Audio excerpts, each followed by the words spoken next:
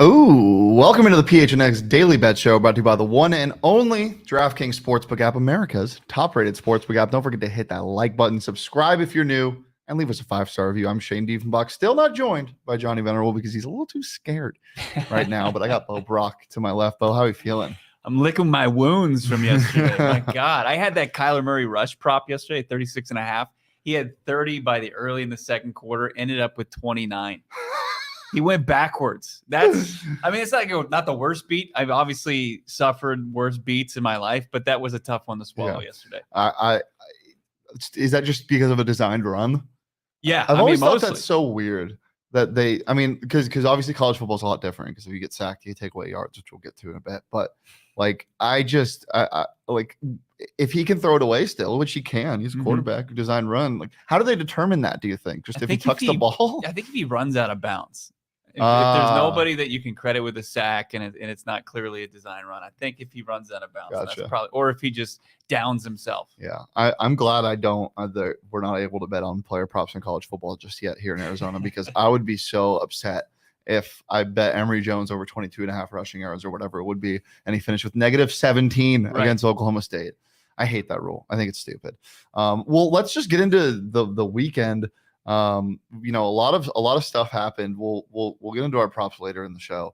But what were some standouts from the games that you saw? What were some of your favorite games to watch? Let's start with that first. Yeah, as far as just watching the Niners kind of look like trash, complete trash. You can make excuses about the field conditions in Chicago, but it was a matchup of this quarterback class. Nobody stepped up in the 2021 quarterback class. We haven't seen anybody. Zach Wilson's hurt. His off the field exploits are more famous than his actually on the field exploits. And then Trey Lance versus Justin Fields. It's like nobody wanted to win that game. And then the Niners dropped the big game. And the NFC West is staring down a winless start to the season. Seahawks, a game we're going to preview here on today's show, is their only hope. But, you saw some teams that weren't expected to do anything in week one kind of come out of the gates as a surprise, but some of them couldn't hold on, like Atlanta or like Detroit. But then you had the upsets. It was the week of the home dog. Yeah. And then we're sitting here and it we're always looking at is. It is. Well, yeah. We had 8 home dogs, and it's 4-4. And the Seahawks can win this for the home dogs tonight, or they can lose it. Yeah, it's 6.5. Lots of points to be had for the home dogs. It really was. We'll get into my picks from the weekend right now. I made a mistake, so I went Titans -5.5 on the show, and then on Sunday I was like, "What am I doing? Well, why would I? No, we're taking the. So I took the Giants money line. Oh, actually, thank God. During the day, I switched my picks, switching the people. I'm so sorry for that. Panthers money line. That stunk. Baker almost had a fun comeback. I really just wanted to see him bark and yell and scream at the Browns. He almost had the opportunity to. I always think it's funny when a quarterback, there was an okay ball like he did Robbie Anderson, and then the receiver did all the work because he beat this guy and whatever. And then the quarterback, they cut back to him, and Baker Mayfield, cut back to me real fast, Emma. Baker Mayfield's just in the backfield going, like he just did something insane, and Robbie Anderson did all the work. I thought he was okay. And then Ravens, I was big on. I went hard on them on Sunday. It got a little scary in the first quarter, but then their defense was just too good. And Vikings money line, that was my favorite pick of the day. They are a better team. They're going to be good this year. Two of my regression teams are the Bengals, who lost, and the Packers, who people still think Aaron Rodgers. I don't think he's going to be that. I couldn't believe it wasn't the return of the Mac yesterday. We just saw a whole postseason of McPherson knocking through field goal after clutch field goal, and he chokes yesterday. But it was there was a lot of it was a bad day for the kickers out there. Yeah.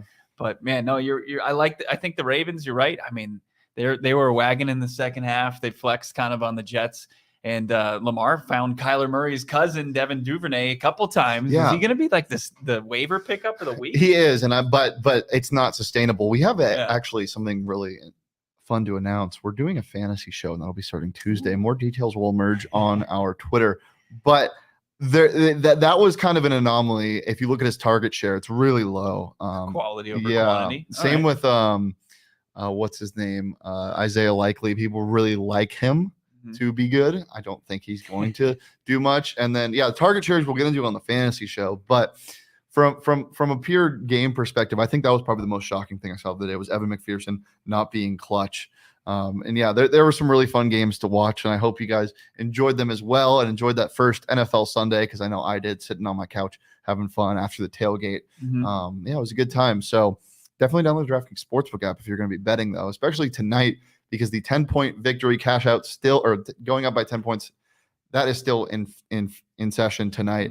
Either team gets up by 10 points on the DraftKings Sportsbook app. If you bet on their money line and opt in, you win regardless. If you take the Seahawks as road or as home dogs at plus money on their mony line, they get up by 10 somehow, some way. You betting with your heart tonight? We'll see. Then you win. All I have to do is get up by 10 points, or if you want to take the safe route and do the Broncos, then do so. But regardless, do it on the DraftKings Sportsbook app. When you download it using that promo code PHNX, you can bet just $5 on any football game, get $200 in free bets instantly, no matter what. That's promo code PHNX this week at the DraftKings Sportsbook app. Minimum age and eligibility restrictions apply. See those show notes for more details. And then we got to go into my props as well. We'll get into Totree's picks. I do want to see him. I kind of forget what he did. But yeah, so Totree, Chargers minus 3.5, that did hit. The Colts did not, correct? The Colts tied. Right. So the Colts definitely did not. The Dolphins did, and I love the Dolphins, and I cannot believe he bet on Tua because he hates Tua, and I love Tua. And the Vikings did hit. So 3 for 4 on his picks. We'll go into his props now. Pittman, anytime touchdown. Did he find the end zone? I don't believe so. I don't think somebody scored for the Colts. Matt Ryan finally found somebody in the end zone. I don't believe it was. I don't think it was Michael Pittman. Swift, I believe, got past 88.5. Yeah, he was a monster. Yeah, yesterday. And then Derrick Henry did not eclipse the 100-yard mark. He was pretty close, but that game just got weird. And then it was a Pittman touchdown. Good for him. Yeah, he did find the end zone. Good for him. And then we'll get into my props. I believe I went 2 for 3 on these. Yeah, Jalen Hurts went nuclear. He is going to be very good this year.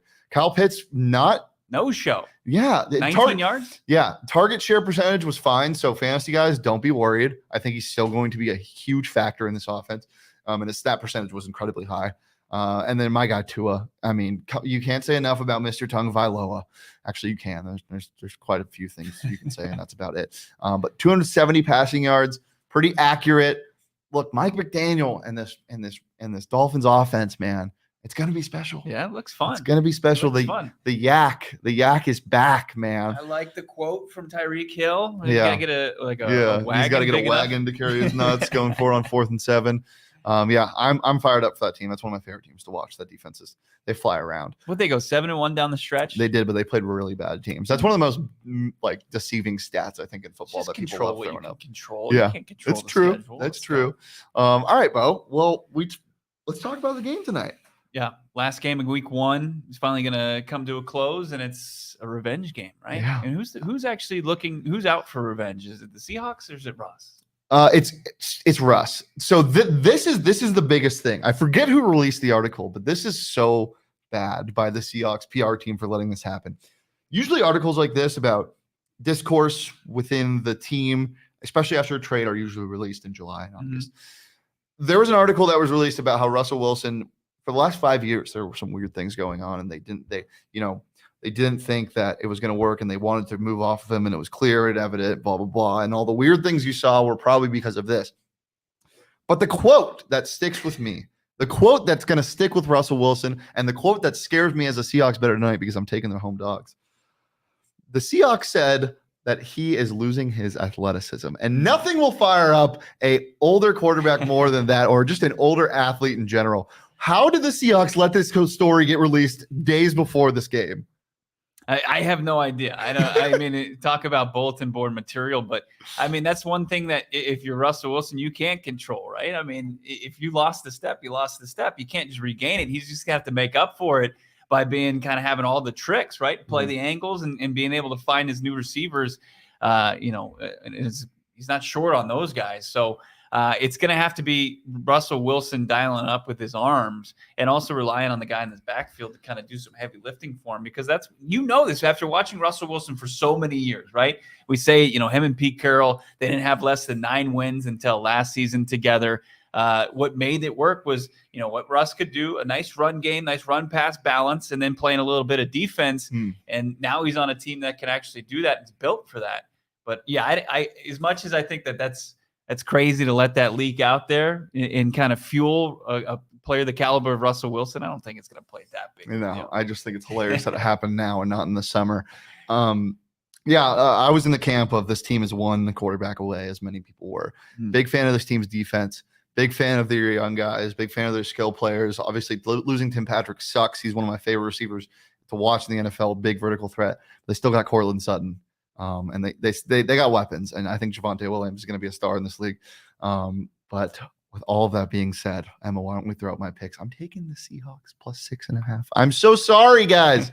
The home dogs. They have to cover. They're going to get up for this game. I think a lot of it's been blown out of proportion just because of how bad their quarterbacks are. And I know quarterback is the best position in football, and it's not even close. It was very evident this weekend with some Ryan Tannehill throws, even maybe some Dak Prescott throws. Is he overrated? Probably. Taking the Seahawks plus 6.5. I think that this roster is pretty damn good aside from the quarterback position. And they want revenge, and they're at home. The 12s are going to be loud.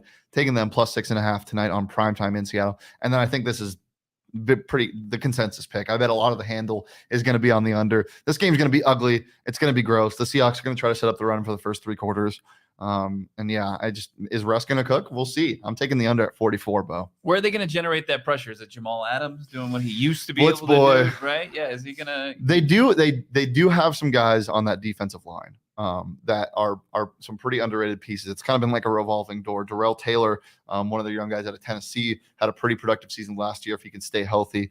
But yeah, I do like, and then Nwosu, who's a big piece. So I think they'll be okay in terms of pressure. If they flush him, if they can make him try to be an athletic quarterback and turn back the clock, that would be ideal. But I don't know if they can do that. I don't know if they have the horses to do so. Let's take a look at my picks here on the DraftKings Sportsbook app. Broncos, I think they cover. They sway it in favor of the road favorites. Broncos win this one by more than 6.5.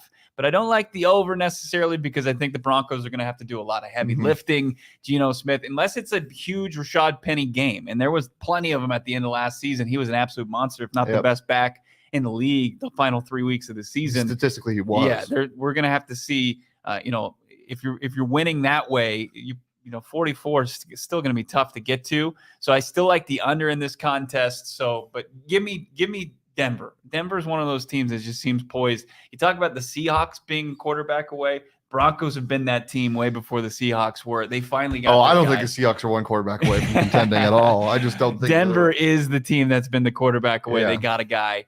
His name's Russell Wilson. He's ready to play. He's familiar with the 12s playing. He's not going to be shaken by them. Russell Wilson, pretty good at football.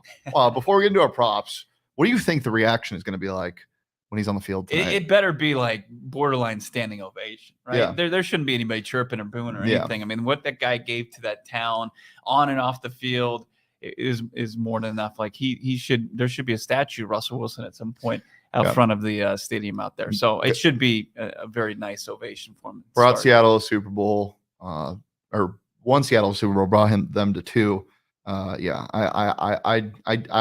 in the camp of, if somebody does something great for your franchise, unless they kill somebody, then you shouldn't hate them. All right, let's take a look at my props. Rashad Penny gonna be a workhorse tonight. Kenneth Walker's awesome. I don't know how many touches he gets, if any, because how the hernia thing is working out. It's not a hernia. It is a hernia. Who knows? Rashad Penny was a dog last year. I think he continues to be. I like his over on carries as well. I think they're going to run him into the ground in the first 8 weeks of the season. And then the Seahawks secondary. Look, the secondary is 26th in pass DVOA last year, and they got worse, I would say. You have some talent in terms of young guys. Tariq Woolen out of UTSA, who they're calling Avatar because he's 6'4", runs a sub-4 340. I mean, the man is a dog. Is he super talented in terms of technical ability? We don't know. Playing that outside corner position, very prototypical of the Seahawks. We'll see how he stands up. And then they lost DJ Reed, who was good for them last year, who had a really good game on the Jets against the Ravens. But taking Cortland Sutton's longest reception to over 22.5 yards, I think he breaks loose at least once tonight. I also like his over on receiving yards as well. I think it's around 68 or whatever. I'm taking that. And then I think Russ throws a pick tonight. I think he tries to do a little too much. Russ has a little bit of Carson Wentz in him. And I think he's one of those quarterbacks that whatever offensive line he's with, they're going to say he needs more help because he's hard to block for. He's just one of those guys that loves moving around, doesn't stay in the pocket too much. He doesn't give up on plays necessarily early, but I think sometimes he tries to find an open receiver when he's not open, and he has some talent. He's going to be excited to throw to him.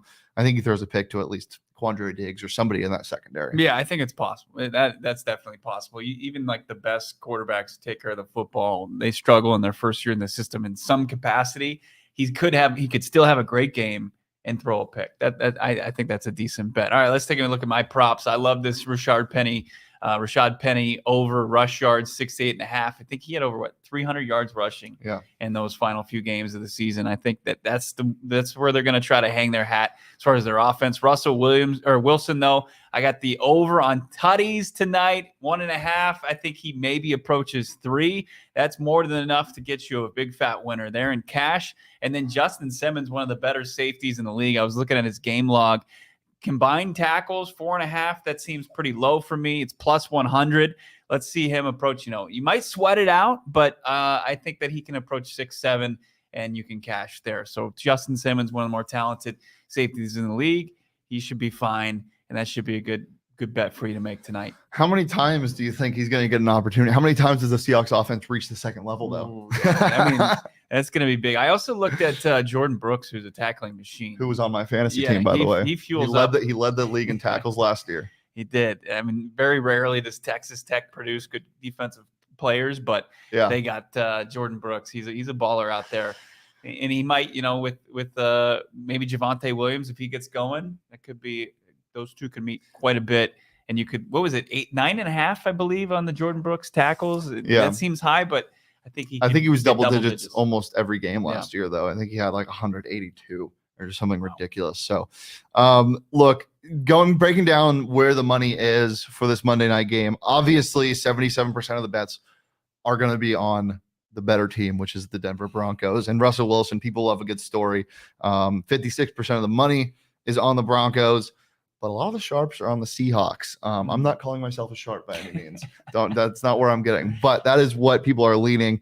So just with that in mind, I did get a little scared. I always get scared when I bet on a game and then I see that the public is on my side, like really heavy, like the Ravens. Yeah. I saw that 87% of their money was on the Ravens, minus 6.5. Got terrified, but that's not always how it works. It's just sometimes I like to fade the public. Just be a little crazy. Right. You kind of be a hipster, right? Yeah. As far as your bets go, if the Rotten Tomatoes percentage is way too high, you hate the movie, right? I mean, so you hate the bet. Yeah, we'll see if that plays out for you well tonight. But I'm still on the Broncos. Yeah. I'm going chalk. It's tough not to. Love it. All right. Before we get out of here, Bo, X factor for both teams. Who is it? When you look at Denver, I think probably on the defensive side of the football, they've got a lot of great players. I mean, Patrick Surtain, how we not bring up that guy? Yeah. There's all the noise coming out of camp. Does he even, as an X factor, does he qualify? Or is he? Yeah, I mean, I think in his second season, he's poised to become one of those young lockdown guys, and this is going to be a coming out party. I bet he gets his hands on a football. So like Patrick Surtain, I don't think is there a prop for him? Does he have over under? He got 3.5 tackles. Yeah. I don't know if I want cornerback tackles, especially with Geno out there throwing the football for Seattle, but I like that. And then, on Seattle's side of the football, I mean, can you say the quarterback? Yes, you can. That is mine. Okay. And this is why. Control the game. Don't do anything crazy. He's pretty good at that. He almost won a couple games for them last year, but then he did lose a couple games for them last year by just trying to do too much. I think you follow the game plan, keep everything short, let your two really good receivers that's still on this team that people forget about, and Tyler Lockett and DK Metcalf, do the work for you and maybe dump a little off to D. Eskridge as well. So he's my X factor for the Seahawks. And then for the Broncos, it's the entire defense. If they can cause havoc and just absolutely eat alive Geno Smith and this defense, who cares if Rashad Penny runs for 200 yards? You're going to blow them out of the water. So I think it's just pressure in general. If you can get Geno Smith under pressure, the game is over. Eskridge is an interesting play. 1.5 receptions over. You don't think so? I think his only receptions come on a touch pass end around. All right. That's his only reception today. All right, guys. Been a pleasure as always. We're here every Monday through Friday at noon on the PHNX Sports YouTube channel. You can follow me on Twitter at Shane D. You can follow Bo on Twitter at Bo Brack. Follow the show on Twitter at PHNX_bets, and keep an eye out on Twitter, PHNX_sports for the fantasy show dropping tomorrow at some time. But until then, we'll see you tomorrow at noon. Peace, love, and DVOA.